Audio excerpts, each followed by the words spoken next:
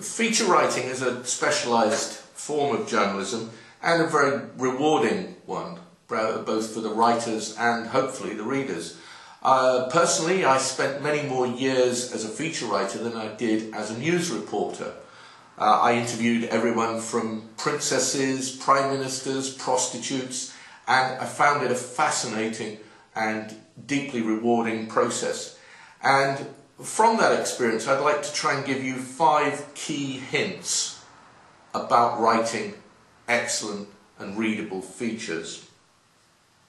The first one is to use a lot of detail about the person you're interviewing, the location. Perhaps you might be in a restaurant, you might be in their home, you might be at a sports arena if it was a sports person.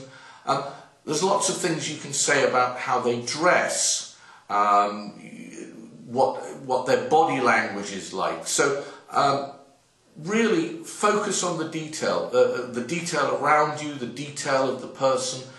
Jot it down when little things strike you. You know, are their shoes polished or are they scruffy? You know, I mean, things like this really make it vivid to the reader.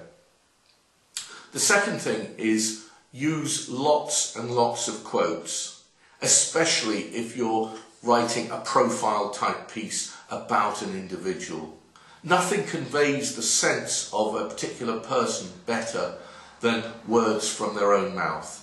So get them talking, try and get them talking fluently. It may not be so important that they answer questions as it would be, say, in a news story.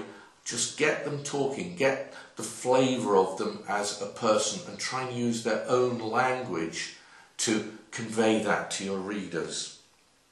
A third point is don't go on in your writing about their appearance, because almost inevitably there will be a photograph on the website, in the paper, in the magazine, that will tell the reader far more about the subject of your feature than you could do with words. So focus on the things that a photograph can't tell you.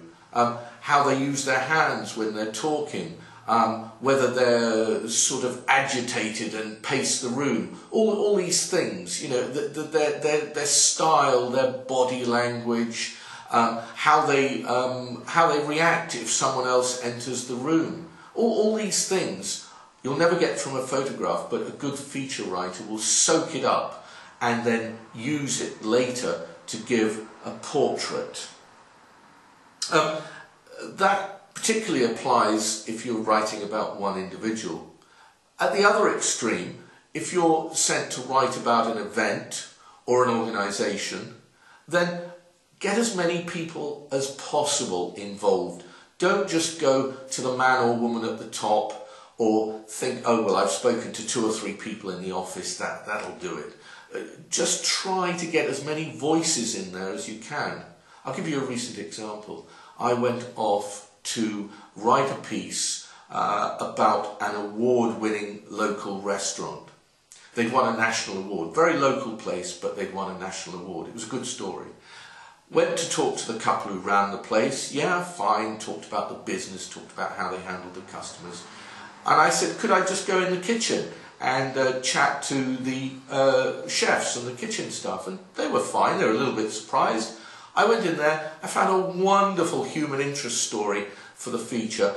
There were 2 chefs, a man and a woman. They'd just got married, they'd met in the kitchen, and for the readers, that really made the story. But if I hadn't gone and looked a bit further than just the 2 bosses, I'd never have got that. And then the final thing I'd say, my 5th point, is use interesting and unusual language in your feature. It's not a news story, so all the usual rules of keep it simple, stupid, don't apply. Interesting language, interesting adjectives, an interesting way you write a sentence can all add to the flavour of a feature. And that really brings me to the summary of this, which is many of your readers will decide almost before they've picked up the paper or logged on to the site, that they need to read the half-dozen top news stories of the day. But they don't have to read the features. You have to capture their interest. You have to provide them with enjoyment through reading your work, through a little bit more knowledge than they would have had before, perhaps make them laugh, give them a little bit more insight into one of their favourite entertainers or a politician they might vote for. But always remember, when you're feature writing, no one has to read this. It's up to me to make it interesting enough that someone will want to.